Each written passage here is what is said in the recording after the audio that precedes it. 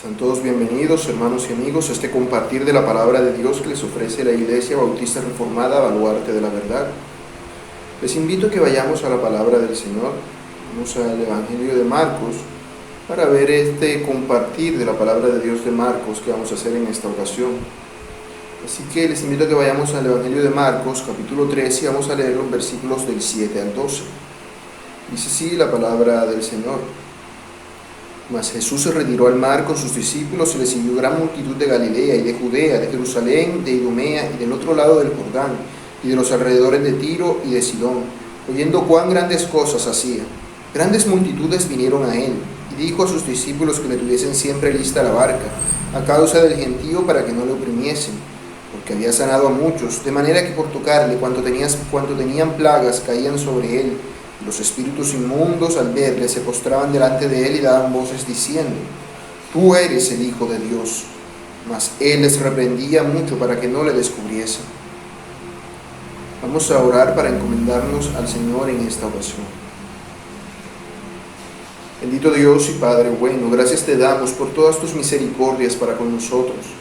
Perdona todos nuestros pecados con los cuales hemos pecado contra ti, haciendo lo que a ti no te agrada, Padre bueno. Perdónanos, por favor, y que tu gracia sea sobre nosotros y que tu Espíritu nos guarde y nos guíe. Ayúdanos, por favor. Te pido que seas tú obrando en nuestra mente y nuestro corazón para que podamos centrarnos en tu palabra y para que tu palabra sea viva y eficaz en nosotros, para que así podamos hacer aquello que a ti te agrade, para que seamos llenos de ella y nutridos en tu palabra, para que hablemos tu palabra y por tu palabra demos a conocer tu evangelio al mundo. Gracias, Padre, por todo. Guíanos en esta ocasión por medio de tu Espíritu Santo, para que esta persona que va a hablar hable conforme a tu sabiduría y no a la de ella, y para que todos los que hayan de escuchar esta palabra en esta noche sean llenos de ti por tu Espíritu Santo.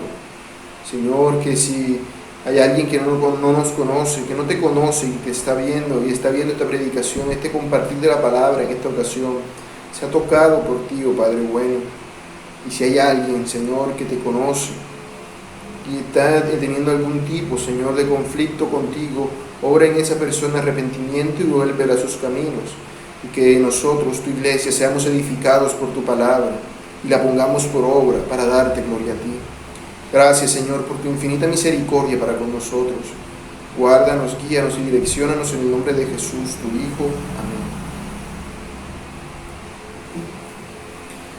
Bueno, como ya les había dicho, este es el Evangelio de Marcos. Marcos en su Evangelio nos habla de Jesús, declarando explícitamente desde el principio que Él es el Hijo de Dios. De que Él es el Hijo de Dios. El hecho de que Él sea el Hijo de Dios es algo que había sido testificado por los profetas del Antiguo Testamento, por Juan el Bautista, por Dios mismo, cuando el Señor fue bautizado, y por los milagros que Él hacía. Además de eso, Él demuestra su autoridad sobre Satanás, sobre los demonios, sobre sus discípulos, sobre las enfermedades, sobre el pecado, sobre el día de reposo. Él demuestra que Él tiene toda autoridad que le ha sido dada. Y como Él es fiel a Dios, Él busca que todo ocurra según el plan y el propósito de Dios. Por eso, si recordamos bien, antes habíamos dicho de que los fariseos y los herodianos se habían puesto de acuerdo para querer matar al Señor. El Señor, sabiendo esto, se aparta de ellos porque todavía no es el tiempo que Dios ha designado para que Él muera. Cuando sea el tiempo, Él mismo vendrá y se colocará en sus manos.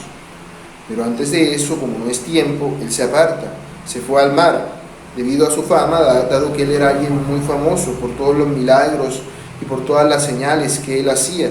Y la gente venía y la apretujaba, a tal punto que Él tenía que decirle a sus discípulos que tuvieran lista una barca para que Él pudiese subirse en la barca e irse en caso de que no tuviera dónde más irse, a causa de toda la gente que le apretujaba, que le seguía. Esto fue lo que hablamos la vez anterior, y en esta ocasión vamos a ver los versículos siguientes, que son los versículos del 10 al 12. Los versículos del 10 al 12, los cuales dicen: Porque había sanado a muchos, de manera que por tocarle, cuantos tenían plagas caían sobre él. Y los espíritus inmundos, al verle, se postraban delante de él y daban voces diciendo: Tú eres el Hijo de Dios. Mas él les reprendía mucho para que no le descubriesen. Ahora, como ya habíamos dicho antes, el rey era alguien muy famoso y popular. ¿Por qué era famoso y popular? por las señales que él hacía, por los milagros que él hacía. Estas eran una demostración de su poder divino y de que él era el rey prometido, era la evidencia de que él era quien afirmaba ser. Estos milagros no eran milagros cualquiera, como harían los sanadores antes del Señor, que ciertamente los hubo, pero los milagros que ellos hacían no eran como los que hacía el rey, eran más como los que hacían muchos que se hacen llamar creyentes hoy, milagros del tipo visual, pero que en realidad no apantallaban, sino que eran solamente un mero engaño, y que en realidad no sanaban a las personas, sino que les decían: yo te hago aquí, vas sanando progresivamente, tómate esto, haz esto, pero no hacían milagros como lo que el rey hacía, no los hacían, eran milagros sorprendentes, milagros de una índole creativa. Él hacía que la enfermedad cesara de inmediato y restauraba el cuerpo humano al instante, de manera que ninguna condición o discapacidad que era demasiado difícil para él, no había alguien que estuviese demasiado enfermo como para que él no lo pudiera sanar. Él podía curarlos a todos. De hecho, él creó órganos nuevos al instante, restaurando ojos, oídos, manos, pies y cuerpos enteros llenos de lepra a plena salud y funcionamiento. Vemos que se nos habla de que todos los que tenían plagas caían sobre él. ¿Quiénes son los que tenían plagas? Bueno, la palabra que aquí aparece como plagas en el original es la palabra mastix. Se refiere literalmente a un flagelo, a un azote que le están dando. Básicamente es una forma en la que los judíos se referían a un tipo de castigo enviado por Dios. A un tipo de castigo enviado por Dios, tal cual las plagas de Egipto.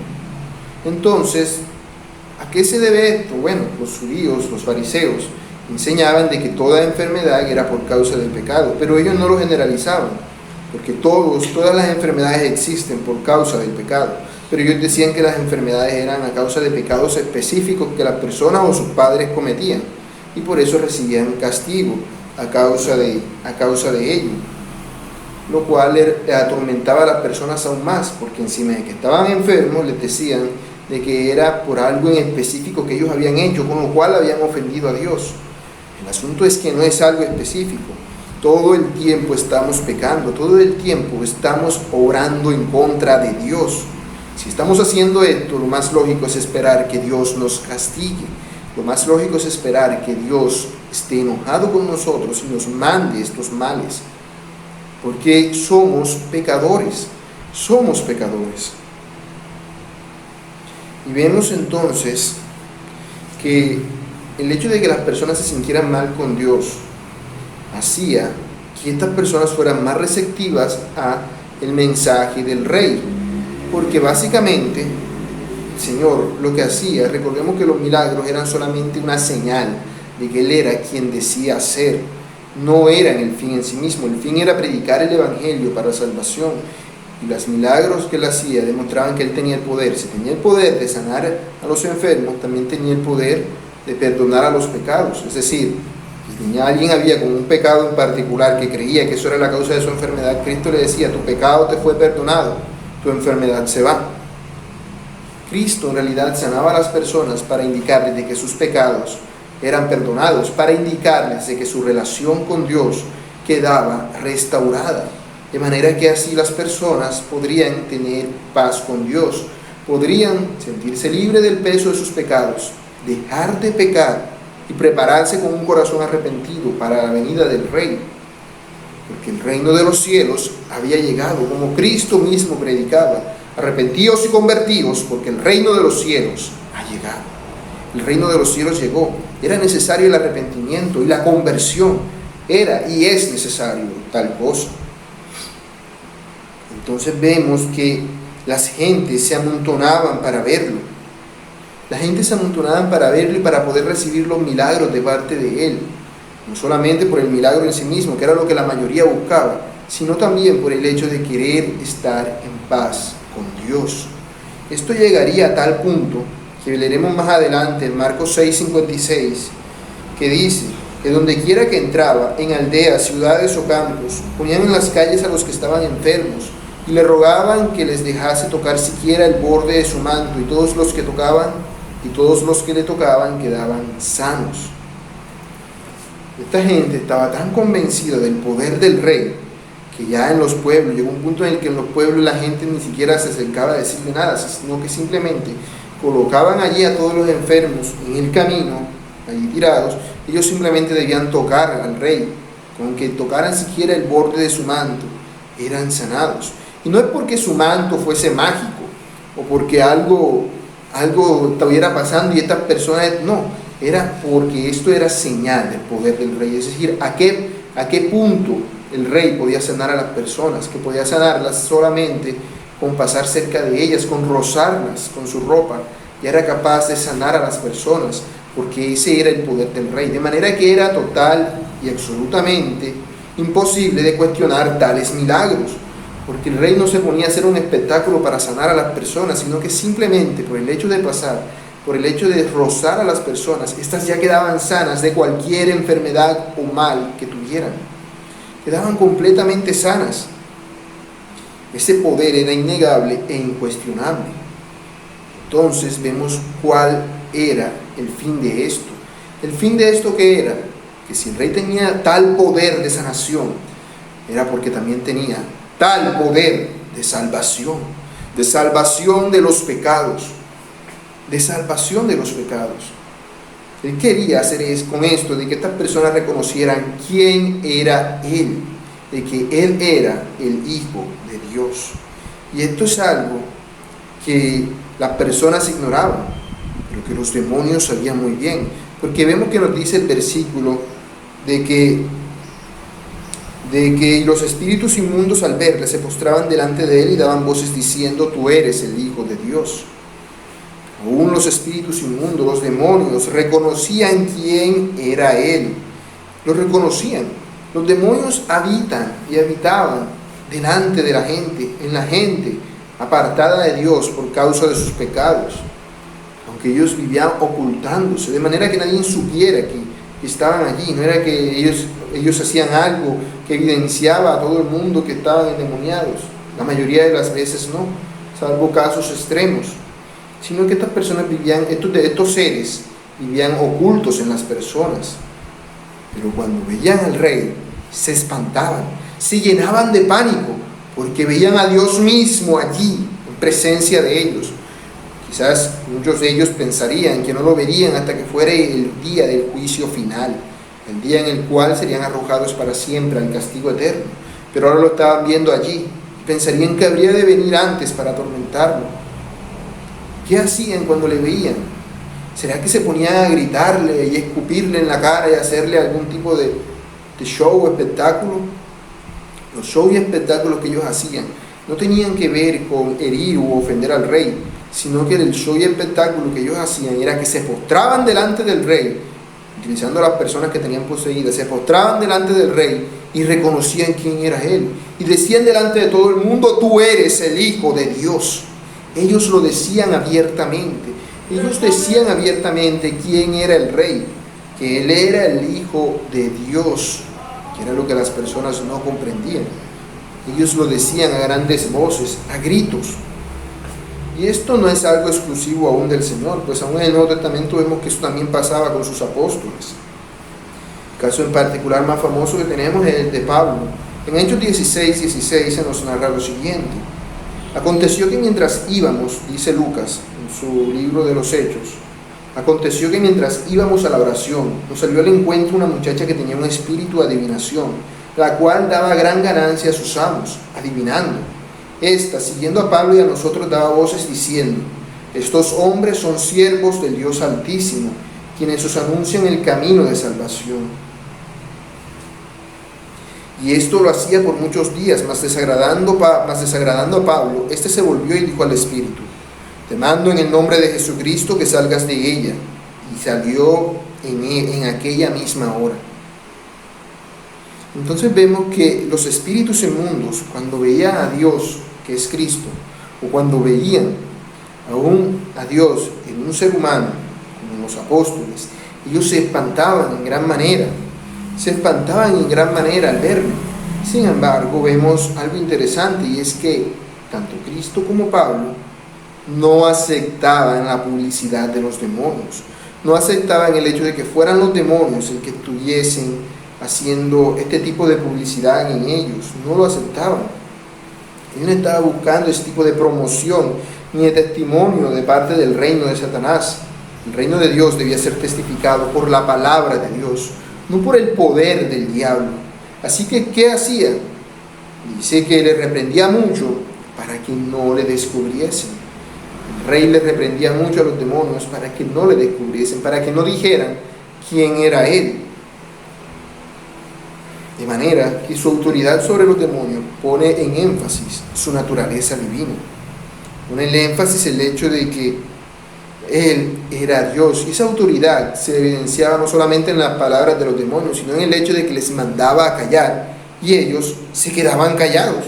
Ellos empezaban a gritar: tú eres el Hijo de Dios. Y Él les mandaba. Entonces les reprendía para que no le descubriesen. Les mandaba a callar. Y ellos callaban. Y no era que se ponía: cállate, cállate, cállate, cállate. No era que se ponía allí toda la noche o todo el día a tratar de... O sea, imagínate, eran todos los demonios. Todos los demonios apenas le veían en grupo. Hacían coro diciendo quién era Él. Y Él les mandaba que se callaran con una sola orden.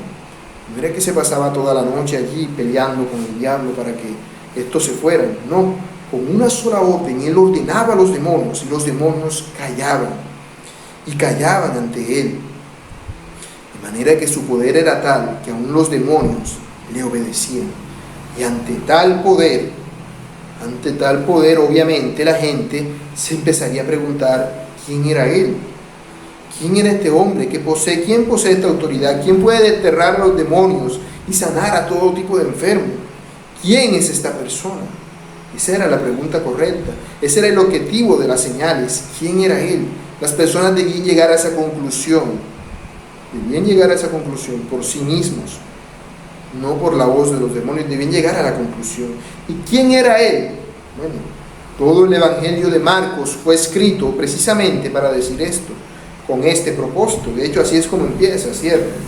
El Evangelio de Marcos, como ya hemos dicho antes, empieza diciendo: principio del Evangelio de Jesucristo, Hijo de Dios. ¿Quién es Jesucristo? El Hijo de Dios. Eso era lo que se buscaba decir. Ese es el mensaje, que crean que Jesucristo es el Hijo de Dios. Esto ya era claro. Es decir, Marcos inició el Evangelio así. Cuando el Señor fue bautizado, Dios el Padre habló y dio testimonio de que Él era su Hijo. Y ahora los demonios, cuando le veían, lo gritaban a todas voces.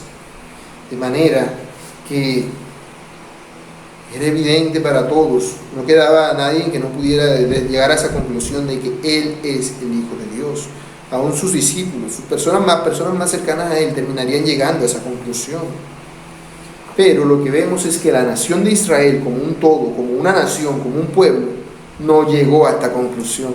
No llegó a la conclusión de quién era en realidad este hombre, sino que de hecho, guiados por sus líderes religiosos, apóstatas, se rebelaron contra Él, negaron que Él era el Hijo de Dios y le clavaron en una cruz, porque aborrecían a Dios, porque ese no era el Dios que ellos habían creado en su imaginación, como hace la mayoría de la gente, que piensa de Dios lo que le conviene y lo que le parece, creándose así un Dios en su imaginación y no creyendo en el Dios verdadero que estaba allí delante de ellos. Ahora, nosotros los creyentes no debemos aspirar a hacer señales y milagros como hacía el rey o aún como hacían los apóstoles, porque eso nos exaltaría a nosotros y no a Dios. Eso sería un acto de orgullo de parte nuestra. Sería una forma de robarle parte de la gloria a Dios. Es como decirle: Dios hace milagro y yo también. La gloria es para Dios y la gloria es para mí. Eso es robarle la gloria a Dios. Un verdadero creyente no le robaría ni siquiera un 1% de la gloria de Dios, sino que reconocería totalmente de que toda la gloria es para Dios. Fijémonos que el Señor no andaba sanando a la gente y le cobraba por ello. No era que Él decía: yo voy a hacerte el milagrito y te cobro tanto. Los que hacen eso son los brujos. El rey no hacía eso. El rey no hacía eso, no les cobraba de manera directa ni tampoco indirecta al pedirle diezmos u ofrendas para que así todo esto pase, o para que sellen la palabra. o para que haga un acto que simbolice. Básicamente eso de sellar la palabra es comprarse el milagro, comprar la promesa, comprársela a Dios, pero el rey nunca hacía eso. Él lo hacía, los milagros que hacía eran una demostración de que Él era quien decía que era, para que así las personas creyesen en Él. Si yo digo que si crees a las palabras que yo digo, por ser palabras mías, porque yo hablo de parte de Dios, estaría robándome la gloria a Dios, estaría robándole la gloria a Dios. En realidad debes creer no a lo que yo digo, sino a lo que la palabra de Dios dice, a lo que la Biblia dice. Es en ella, porque ella es la palabra de Dios.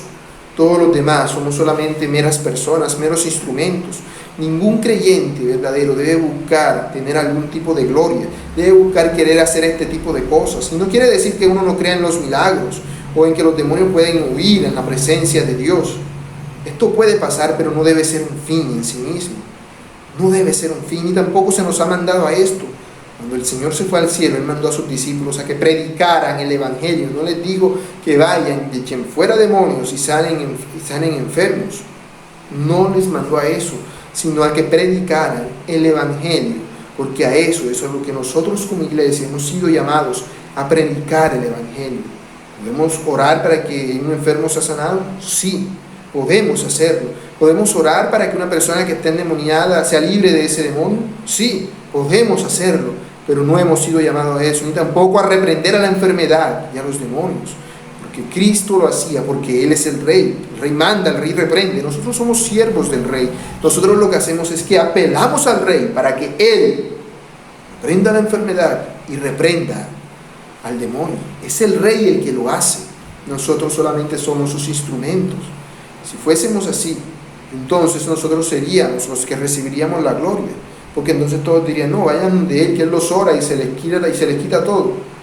Aunque vengan a mí, yo les hable de Dios y les hable de la Biblia, aún así yo estaría llevándome parte de la gloria, porque tendría un gran reconocimiento delante de todas las demás personas por ello, y estaría robándole parte de la gloria a Dios. Los creyentes no debemos procurar hacer tal cosa. Además, alguien podría decir: pero ellos lo hacían, ¿por qué nosotros no? ¿Por qué los discípulos, los apóstoles del Rey, sanaban enfermos, echaban fuera demonios? ¿Por qué nosotros no? Bueno, debemos tomar en cuenta algo, y es que cuando eso no existía la iglesia, cuando eso empezó, la iglesia no existía. Ellos simplemente debían hablar básicamente delante de las personas que no tenían ningún conocimiento de Dios. Debían empezar desde cero, debían colocar el cimiento sobre lo cual se edificaría la iglesia. Esto es obvio si nosotros miramos el Antiguo Testamento. Cuando la nación de Israel empezó a ser nación, ¿cómo aconteció esto? Por medio de señales y prodigios. Nosotros vemos que Dios, para mostrar su poder, mandó 10 plagas sobre Egipto, plagas como nunca antes habían visto, plagas que quizás los magos del faraón habrían querido imitar y no habían podido hacerlo, plagas como ninguna otra, plagas que demostraban que sus dioses, los dioses en los cuales los egipcios creían, no valían para nada, no valían. Y nosotros vemos en la Escritura cómo Dios hizo señales, hizo milagros en conjunto, porque no fue solamente que mandó una plaga y a los 10 años mandó la otra, no, fue algo en conjunto que iba sucediendo de manera consecutiva para demostrar que el Dios del cual hablaba Moisés era verdaderamente el Dios vivo, el Dios real. Sin embargo, después que ellos llegaron a la tierra prometida, aunque si bien vemos milagros de parte de Dios, estos milagros son aislados. Nunca vemos que se manifiesten los milagros de Dios una vez, como hicieron en el principio. No lo vemos. No vemos que otra vez Dios mande 10 plagas. Y vinieron los babilonios y Dios les mandó 10 plagas. Y vinieron los filisteos y Dios les mandó 10 plagas. Dios les mandó esto. No, ya no vemos ese tipo de milagros que Dios hizo. Porque esos milagros servían para fundamentar la fe de los israelitas en un principio. Pero luego, aquel a través del cual Dios hizo esos milagros, que era Moisés, escribió esos milagros en un libro, en varios libros, que son los que forman el Pentateuco, los 5 primeros libros de la Biblia. Y luego las personas que vendrían después, los que no vieron esas señales, los que no vieron las plagas en Egipto, los que no vieron la columna de fuego en la noche y los que no comieron el pan que llovía del cielo, deberían creer en todas estas cosas porque la Biblia lo decía. Debían creerlo porque la Biblia lo decía. Dios no debía estar allí haciéndole señales a todos como si Dios fuese un tipo de perro faldero. Tendría que andar demostrándole, entonces, ya te murió entonces ahora vienen los hijos, tengo que hacerle otros milagros para que también crean. Y luego los hijos tengo que hacer otros milagros para que también crean. No. La nación de Israel debía empezar como nación. Por eso Dios manifestó esas señales y esos milagros en el antiguo Egipto. Y luego vemos cómo esas cosas ya no se repitieron más en la historia de Israel. Aunque se enfrentaron a otros países, aunque tuvieron otro tipo de guerras y luchas, ya no se volvió a suceder algo como esto. Ya no volvió a acontecer, porque estas eran señales que servirían para la edificación, serían el cimiento de la fe de los israelitas. Así, los acontecimientos, los milagros que hizo el rey, las señales que hizo el rey y las señales que hicieron los apóstoles del rey, porque los apóstoles tenían sus discípulos, cada quien más adelante. Estos no hacían estas señales y estos milagros como las que hacían los apóstoles. No las hacían, porque ya los apóstoles las habían hecho, de manera que ya habían personas que creían. Y estas nuevas personas que llegarían a creer después deberían creer, ¿por qué? Por las palabras que los apóstoles escribieron acerca de todos estos hechos. Al igual que antes los israelitas deberían creer por el Pentateuco que había escrito Moisés, quien era el instrumento de Dios para aquellas señales y milagros. Ahora los que vendríamos después de los apóstoles deberíamos creer por las palabras que escribieron los apóstoles. Todo el Nuevo Testamento es evidencia de ello. Una vez se completó la Escritura, una vez murió el último de los apóstoles, todo lo que Dios había querido decir de parte de ellos ya había sido dicho, ya había sido registrado en su palabra, en la Biblia, de manera que ya no serían necesarias señales y milagros, porque ya habría una iglesia, Si yo empezara a hacer todo tipo de señales y milagros y empezar a sanar enfermos y echar fuera demonios, yo podría entonces decir cualquier tipo de barbaridad y tendrían que contarlo como palabra de Dios, y de hecho surgiría algún tipo de nueva religión entonces, y fundaría una nueva fe. Y si era la fe de Cristo, si digo que es de la fe de Cristo, entonces esos milagros, las palabras que yo diría de parte de Dios deberían añadirse a la Biblia, porque serían un nuevo tipo de revelación. Pero vemos que no es así. No hay una nueva revelación. Y Dios ya reveló todo a través de su palabra. Su palabra está completa, y por eso ese tipo de señales y milagros no son necesarios. Como dijo el Señor, más bienaventurados somos aquellos que hemos creído sin haber visto. Somos mucho más bienaventurados. Por eso nosotros no estamos llamados a hacer este tipo de cosas. Y no quiere decir que Dios no las haga, no las siga haciendo. Dios sigue haciéndolo, al igual que siguió haciéndolo en el pueblo de Israel después de Egipto. Pero ya no era algo consecutivo como venía dándose. De igual forma, ya no es así en la iglesia. Sin embargo, la evidencia más grande de ello es que a pesar de todos los ataques, a pesar de que durante 1000 años la Iglesia Católica escondió la Biblia y la alejó del pueblo, aún así hoy, 2000 años después de estos acontecimientos, se sigue hablando de las señales y los milagros que Jesucristo hizo, porque esas son las señales y los milagros de las cuales debemos hablar, las que Él hizo para que creamos en sus palabras, Y quizás alguno puede decir, no, pero es que así nadie te va a creer solamente por hablando, allí uno se aburre oyéndote. Sin embargo, si tú haces un milagro, allí sí todos te van a creer. Pero ese no era el propósito del rey. Como ya dije, el rey hacía milagros que demostraban que las personas se reconciliaban con Dios. No eran para llamar la atención en sí mismo, sino para volver su mirada a Dios una vez más. Porque el rey hacía milagros de sanidad y echaba fuera demonios. Pero el rey fácilmente pudo haber dicho, estos son los romanos, vamos a hacer que le llueva fuego del cielo. Irse volando por allí, caminando sobre el agua y diciendo, ¿ustedes no creen que yo soy el Hijo de Dios? Se ponía ya a brincar arriba del agua y enseguida todo el mundo mira. O se ponía a volar o echaba fuego. Pero el rey no hizo ese tipo de milagro. Él pudo haber destruido fácilmente a los romanos y haber hecho algún tipo de señal prodigiosa. Pero ese no era el objetivo del rey. Y si no es el objetivo del rey, ¿cómo habría de ser ese nuestro objetivo? No. Además, los milagros en sí mismos no convencen a las personas ni la guían al arrepentimiento en ninguna manera. Los israelitas que salieron de Egipto con Moisés vieron todo tipo de señales y milagros como nunca antes ningún otro había visto. Y aún así no creyeron en Dios. Tal fue su incredulidad que Dios los puso a dar vueltas en el desierto durante 40 años, hasta que se murieron todas esas personas y llegaron los hijos que no vieron las señales y los milagros aquellos. Ellos debieron creer por lo que ya se les había contado, porque no debían creer por las señales, debían creer por la palabra de Dios. Un ejemplo claro de esto lo encontramos en el relato que Lucas nos dice, que el Señor dice de el rico y Lázaro. Nosotros vemos que se nos dice que había un mendigo que se llamaba Lázaro, que murió y fue llevado al seno de Abraham, mientras que había un hombre rico que se murió también y fue llevado al infierno por sus tormentos. Cuando estaban allí, el rico vio a Lázaro, al mendigo, junto a su Abraham, su padre, y le gritaba a Abraham que por favor hiciera que el mendigo ese resucitara entre los muertos y que fuera a decirle a sus hermanos, porque el hombre rico tenía 5 hermanos todavía vivos y él no quería que sus hermanos vinieran al infierno como él. Entonces les dijo, y Moisés les dijo, ellos tienen cómo hacerlo, pero bueno, vamos a leerlo. Lucas 16, del 29 al 31, para que leamos esta sección como tal. Y dice, y Abraham le dijo al hombre rico, a Moisés y a los profetas tienen, óiganlos. ¿Cómo así que tienen a Moisés y a los profetas? Tanto Moisés como los profetas ya se habían muerto para los tiempos estos.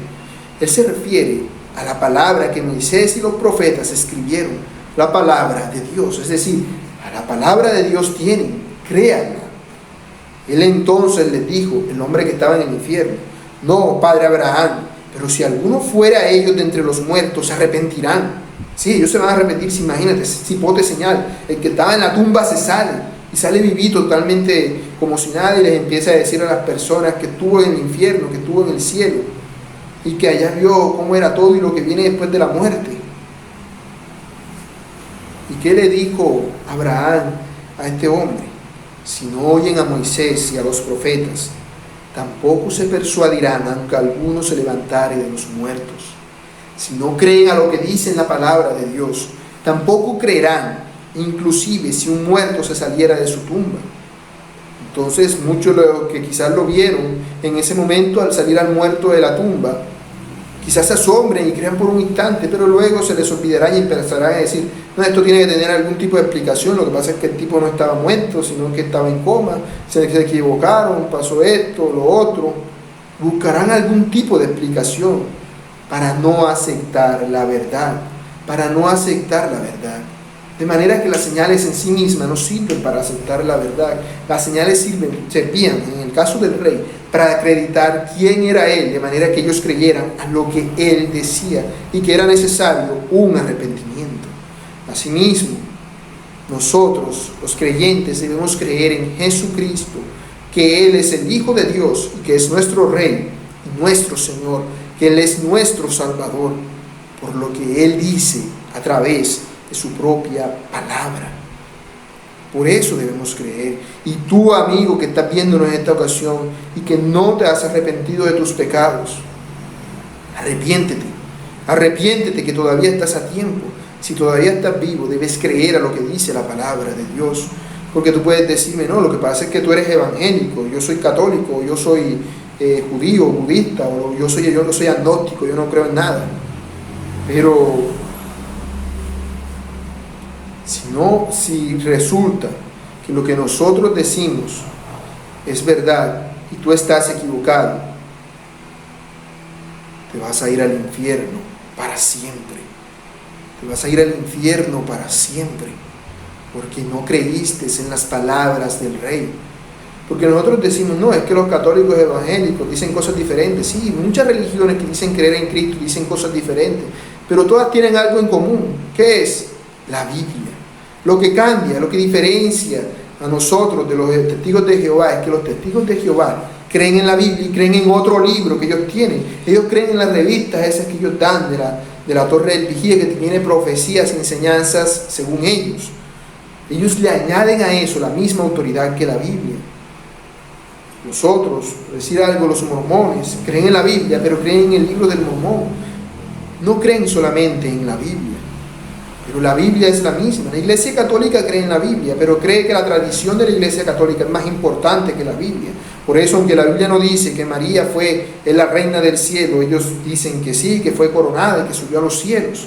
Por eso, aunque nosotros digamos, aunque la Biblia dice una cosa, ellos no creen a lo que dice la Biblia, porque en realidad no creen a la Biblia. La Biblia solamente está allí como una excusa para justificar las otras cosas que enseñan, porque tienen a la Biblia, tienen a la tradición de la Iglesia Católica por encima, y si el Papa dice una cosa diferente, la palabra del Papa vale más que la tradición y vale más aún que la Biblia, según ellos.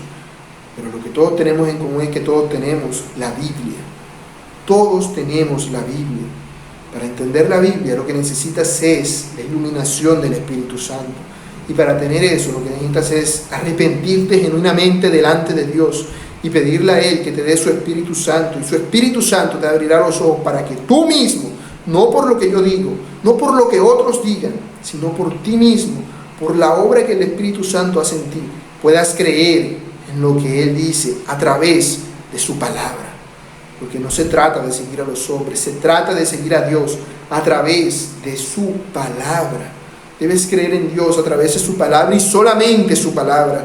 No con las palabras de la Biblia y lo que yo digo, sino la palabra de la Biblia, mirándola para ver si lo que yo digo es verdad o son puras invenciones mías.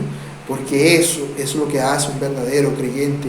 Eso es lo que hace a alguien que en realidad es un genuino servidor de Dios. No le añade nada a la Biblia ni le quita. Porque dice la Biblia al final de ella, de que a los que le añaden cosas a la Biblia, que la Biblia no dice, le serán añadidas todas las maldiciones que en la Biblia están descritas. Y al que le quite algo de lo que la Biblia dice, le serán quitados todas las bendiciones que en la Biblia están escritas. Esto es lo que hacen todas estas personas que añaden a la Biblia cosas que la Biblia no dice. Pero si miramos la Biblia solamente a la Biblia y nada más que a ella, por la obra del Espíritu Santo y con un corazón arrepentido, podremos ver a Jesucristo y reconocer por nosotros mismos que Jesucristo es el Hijo de Dios. Oremos. Bendito Dios y Padre eterno, gracias por tu infinita misericordia que tú nos das. Perdona todos nuestros pecados y culpas, por favor perdónanos y enséñanos a hacer tu voluntad. Te pido que abra los ojos de nuestro entendimiento para que te conozcamos cada día más a través de tu santa palabra, Dios. Para que cada día te conozcamos más a través de tu santa palabra. Que bendiga, Señor, a aquellas personas que no te conocen y nos están viendo en esta ocasión, para que ellos también puedan conocerte a través de tu santa palabra. Produce en ellos arrepentimiento, para que puedan buscarte en tu santa palabra y ver en ella que lo que decimos es en verdad tu palabra, la palabra de Dios. Que no son solamente palabras de hombres, sino que es lo que tu palabra siempre ha dicho. Bendito Padre, gracias. Gracias por la obra de Cristo Jesús, tu Hijo. Gracias por su obra en la cruz, por darnos la salvación, el perdón de todos nuestros pecados y por permitirnos acercarnos a ti. Gracias, Padre eterno, por todo. En el nombre de Jesús, tu Hijo, nuestro Rey y Señor, a ti nos encomendamos. Amén. Muy bien, hermanos y amigos, eso ha sido todo por esta ocasión. Nos vemos la próxima. Que el Señor les bendiga.